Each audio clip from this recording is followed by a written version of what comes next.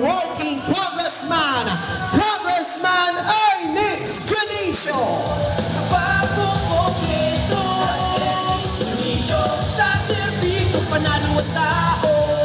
Bago naman, bagong gusto. Bagong kongreso, sa serbisyo panalo ang tao. Bago naman, bagong gusto. Bagong kongreso, sa serbisyo Palakpakan po natin, Congressman Ernest Junicio.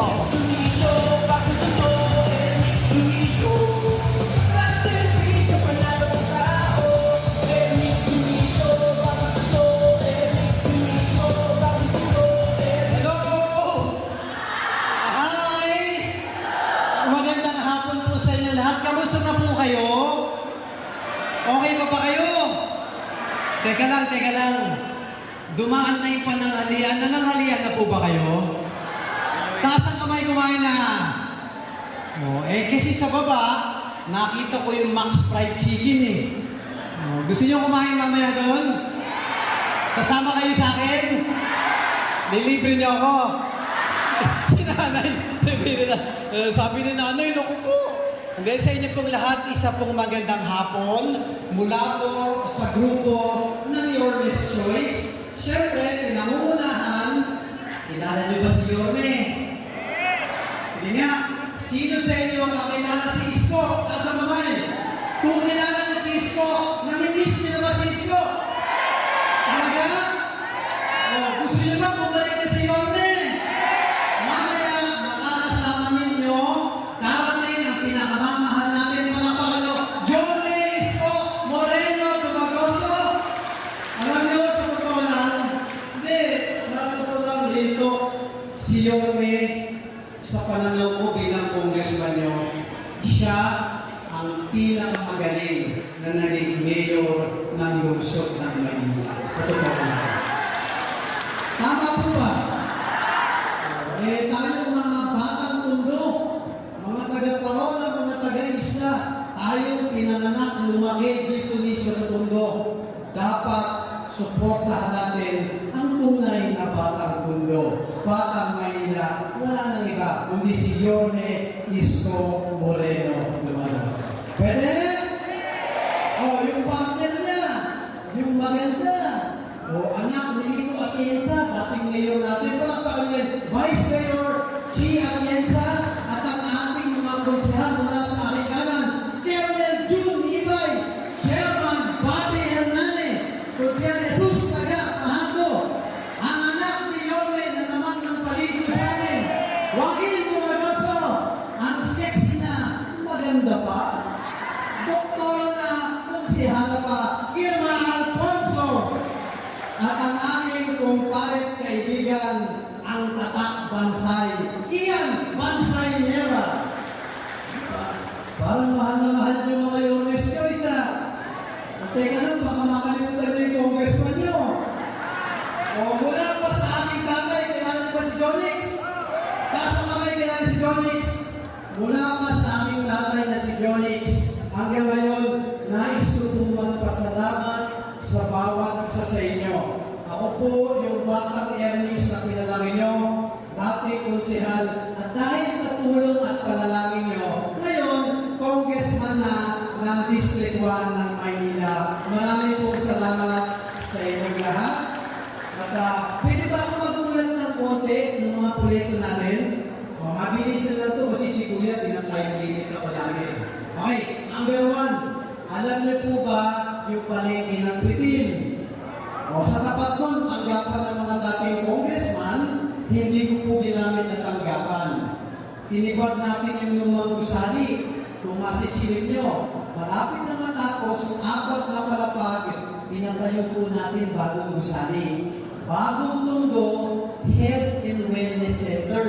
Dahil ang problema natin, magastos at napakamahal magpa-laboratory. Tama po ba?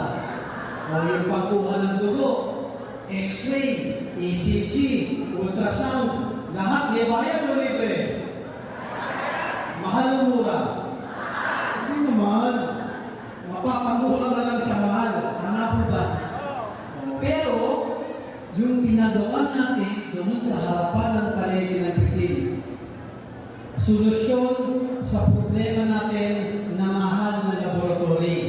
Pinatayo po natin yon para sa inyo. Basta senior citizens ka, basta taga-Tondo ka, libreng laboratory at diagnostic center, yun po ang pinatayo natin sa harapan ng palengke ng Pritik. Pwede?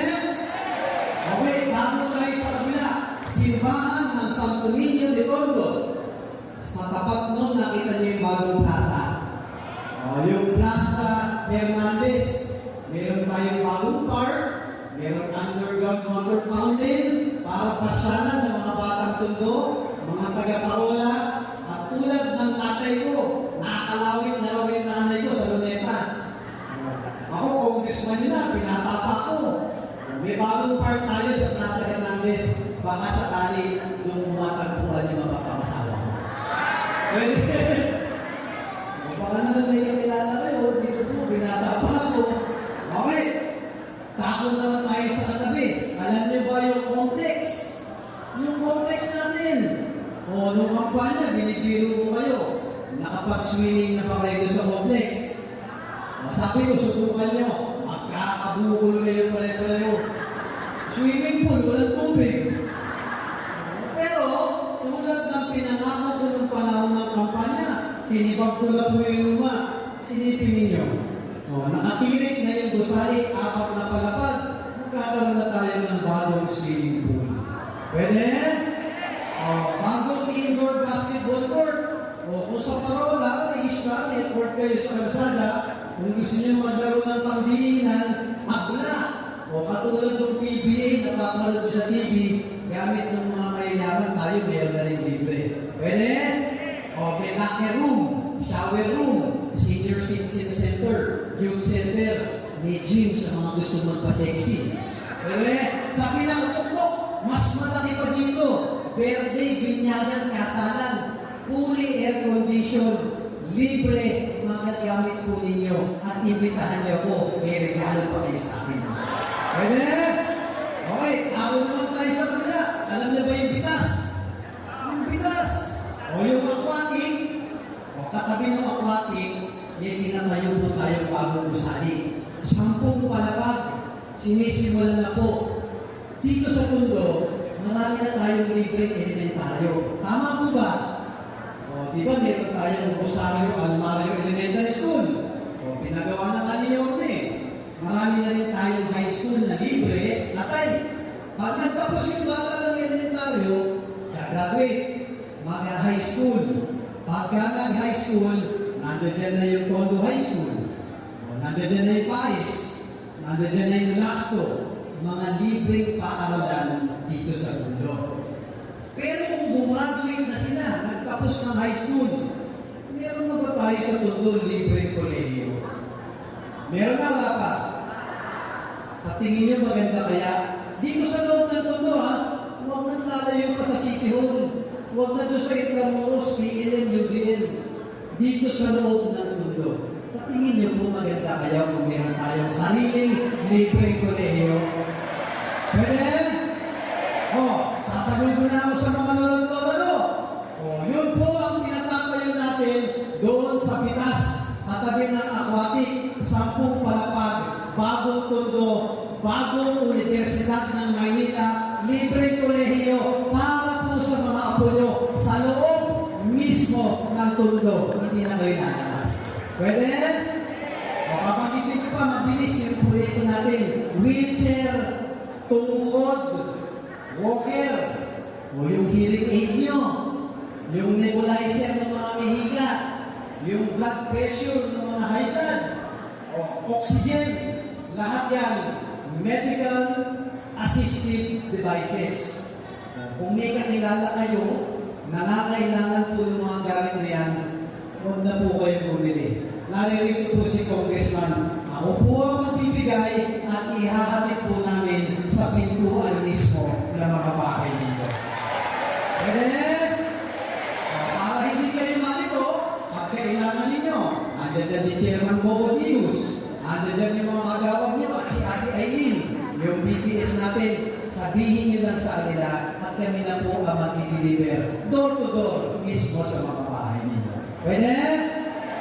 O yung mga nangangailangan naman ng operasyon sa katarata, sa mata, Sino ba dito may problema sa katarata? Taas ang kamay.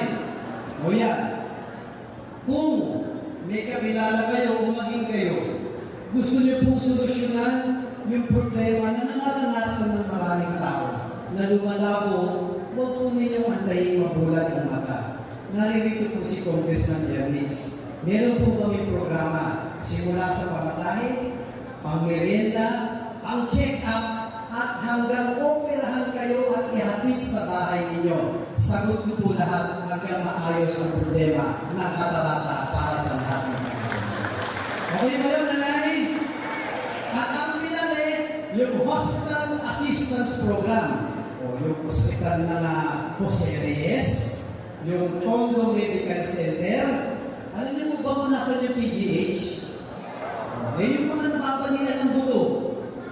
O yung sa Panawe, orthopedic sa Quezon City, yung Heart Center, Lung Center, National Kidney Center at Philippine Children's Medical Center. Lahat po yan National Government Hospital. Pagka mayroon po kayong kakilala, PCMC, Philippine Children's Medical Center. Pag may kakilala po kayo na hospital sa mga National Government Hospital, wag po kayong magpapayan ng sariling pera. At wag po kayong mangungutang. Naririto po si Kong Ernix at ako po ang magpapayan ng mga hospital ninyo sa mga hospital. Okay po ba yun? At doon sa Moriones, alam niyo ba yung hospital na pangmayaman sa Moriones? Alam niyo yan? Ano tawag doon? Bakit Manny Johnson? Ayun talaga. Yung Manny Johnson, kaya daw Manny Johnson kasi mahal. May private, di kalidad naman. Kami pong mga nasa pamahalaan, wala po kami kapangyarihan makialam sa mga private hospital. Pero nagpapasalamat po ako sa Manny Johnson. Kasi tayo, wala naman sa atin gusto magbayad ng mahal sa ospital. Tama po ba? Pero pag ang kaanak ninyo, yung asawa ninyo, anak ninyo o apo ninyo, oras di peligro, nag-aaral buhay o emergency, iisipin mo ba kung mahal ang ospital o wala? Hindi na. Ang importante, maisag ba natin yung buhay ng pasyente? Tama po ba? Eto na, I am happy to report at nagpapasalamat din po ako sa Manny Johnson. Dahil sa pakiusap ko, ngayon, kahit po pangmayaman, kahit private, hanggat kaya lang naman ni Congressman, ilapit po ninyo sa akin, kung may kaanak, kaibigan kayo na emergency sa Manny Johnson, nag-volunteer po ako, tutulungan ko kayong bayaran ng mga hospital. Pwede? Sabi ni Kuya, last 2 minutes. Parang basketball lang. O hindi ko po naubusin ang oras ninyo. Darating po, malapit na ang ating minamahal na Yorme Isko at Vice Mayor Chi Atienza. Pero bago po sila dumating, ito po ang simbolo ni Kong Ernix, ang kamao na nasa dibdib. Ang simbolo ng pusong paglilingkod sa mga batang tulo. Kaya nakikita niyo ko, di ba babatiin niyo ako ganito? Pwede? Dito sa kaliwa, pwede? Promise? O, dahil bagong taon na kayo, mamaya, promise, masaya kayo bago kayo uwi. Pero dahil New Year, bagong taon, gusto ko masaya din po ang mga senior citizens natin. Kaya sa mga darating na linggo, iimbitahan ko pa po kayo ulit. At pag inimbita ko kayo, darating po kaya kayo? Darating kayo? Promise yan ha? Sama-sama tayo at inaayos akong magandang bagong taon sa iyo. Isang regalo na promise, mapapangiti ko kayong lahat. Kaya muli, sa lahat ng lolo, lola ko, nanay at tatay ko, mula po sa amin, sa tatay Jonix ko, sa Yorme's Choice, kay Mayor Isko Moreno, Vice Mayor Chi, mahal po namin kayong lahat. I love you!